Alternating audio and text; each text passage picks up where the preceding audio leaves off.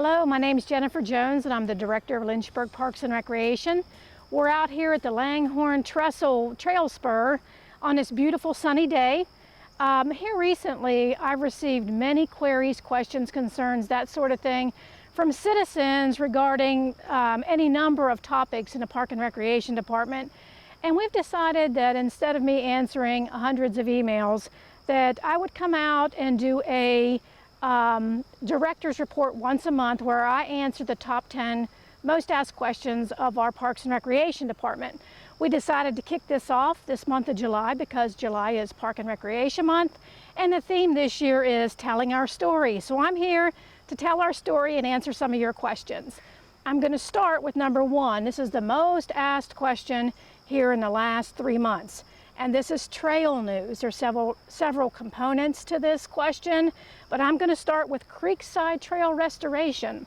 As many of you know, back in 2018, the flash flood caused about $5.3 million of damage to our parks and trails in the Blackwater Creek watershed. And it completely decimated our Creekside Trail.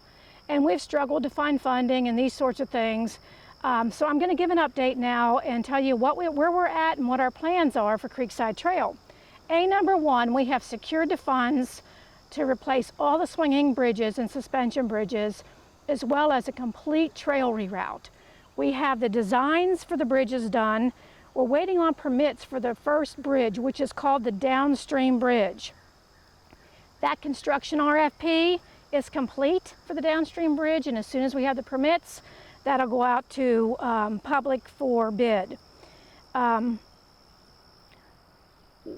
According to our project schedule for that, if all goes well with the permitting and bid process, you should see construction happening along Creekside Trail in October of this year. We also have the Langhorne East Bridge under design, and we need to acquire some construction easements there, and we're working with property owners on that. The Ivy Creek Bridge is completely designed, and we have all the permits for that, and we're also looking for construction easements to begin that project as well. For an overall picture of that entire project, we will have a project schedule and scope in the kiosks along the trail in the next 2 weeks. We'll also have it on our website. So you can stay tuned for those items to be posted and can check in regularly with us to see where we're at with that and see if we have any delays. Langhorne Trestle, where we're at today, I'm happy to say it's open, but not complete. We have the contractors have a few more items to complete along the actual trestle portion of that bridge, and we are hoping to have a closeout letter by next week to VDOT. So we're hoping to close that project out and for it to be completely done and we can move on to other projects. The next trail news item I'm going to talk about are the trail closures that you can expect over the next year. First off is the Randolph Savoy Trail closure. That will begin September 7th, 2021. It'll encompass the East Randolph entrance all the way down to about the emergency phone at the 2-mile mark, 2.0 mile mark. The biggest portion, the thing that you're going to notice, that citizens are going to notice the most, is that there will be a 3-month closure, even though the entire project is 12 months.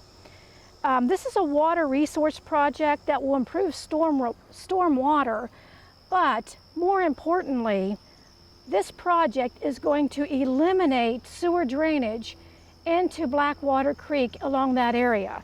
So it's a significant project.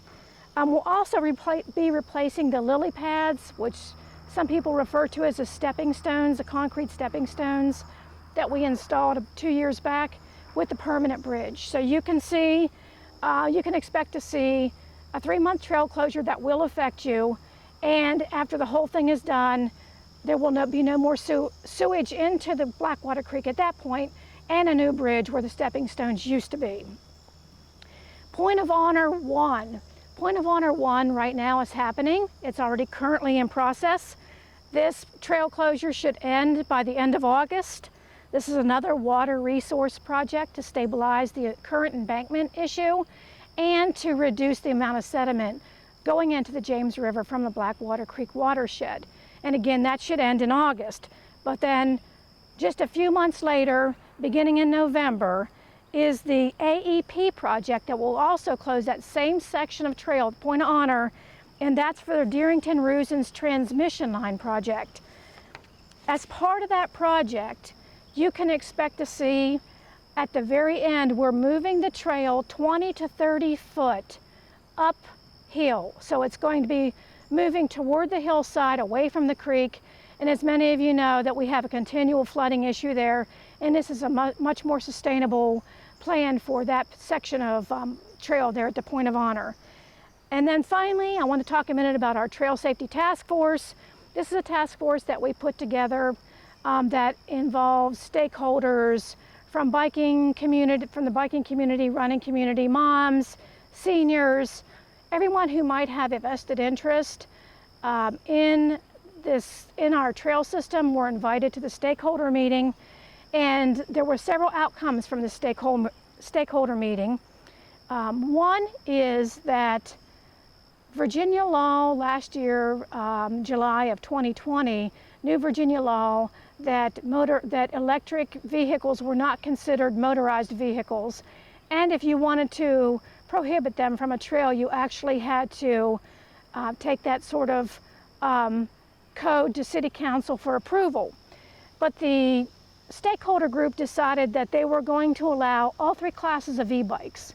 One of the classes of e-bikes goes, the class 3 e-bike, as much as 28 miles per hour, and as many of you know, that's unacceptable on this trail because many times it's crowded, and bikes moving fast like that doesn't give people enough time to get out of the way.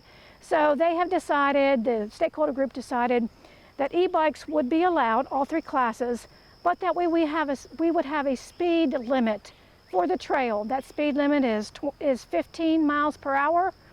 You probably have seen the 15-mile-per-hour signs at all the trailheads, and in the next few months you'll be seeing thermoplastic signs actually on the trails reminding people that the trail speed limit is 15 miles per hour. And just so you know, the police department enforces our park rules, and they were part of the stakeholder meeting. Also, scooters. Had a lot of concerns and complaints about the scooters that are littering our trails. And I want to let you know that we have had many meetings with city management and public works to discuss these issues. And we have 3 measures that we're instituting to see if we can help out with some of the safety issues around the scooters. Number 1, we're working with the scooter vendor to allow them onto our trails to pick up their scooters on Mondays and Fridays. We're also working with Public Works to implement scooter corrals where they will store their scooters and people can return them for a rebate. So people are encouraged to return their scooters back to the scooter corral. And then finally, the scooter company has agreed to program the scooters such that they cannot be rented during peak use hours. So those are the 3 items that you can see implemented in the next month that we hope will correct the scooter issue and the problems that we're seeing, safety issues specifically, on the trails. And finally, about the safety task force, the Trail Safety Task Force, we do have a communications plan that we're rolling out, and that does involve this director's report, but also new kiosks and other methods of getting information out about the trails. The second thing I want to speak to are our project delays that mainly were due to COVID pandemic, the shutdown. The first one was at Biggers Park. That's a CDBG project. We've picked that back up. Court resurfacing, we finished several, Biggers, Riverside, Miller, Westover, and Fort, and we're waiting to complete Peaks View, Diamond Hill, and Yoder. Also, there was an issue with US-made steel, and that greatly affected Langhorne Trestle project. It's also affecting Riverfront spray ground. The nozzles have to be replaced there, and they're all back ordered. And then finally, Ivy Creek Spillway. It's complete. The siphons have been removed from Lake Clemens. Last week, the lake began filling up naturally. Canoe and kayak rentals will move back from Holland's Mill to Ivy Creek Clemens Lake as soon as we have Mother Nature help us fill Clemens Lake completely. And for you fishermen out there, the Division of Game and Inland Fisheries will be restocking that lake as well. Marijuana in the parks, this is a big deal. People need to hear about this. Lynchburg Police Department has given us guidance that marijuana is no longer considered a controlled substance in Virginia unless it's in a concentrated form like hash oil. So regarding the use of marijuana in a public place, you got to refer to State Code 4.1-1108. And basically, citizens cannot use or consume marijuana or marijuana products in a public place. Hence, the city will be changing our park rule signs. The old rules stated alcoholic beverages and other controlled substances are prohibited. The new sign will read public use or display of alcohol, marijuana, or any controlled substance is prohibited in our public parks. So that concludes the director's report for July of 2021. If you have any questions regarding our parks, trails, facilities, or recreation programs, you can write to me at askthedirector@lynchburgva.gov, and we'll try to get to them next month. In the meantime, thank you for watching, and thank you for making Lynchburg a great place to live, work, and especially play.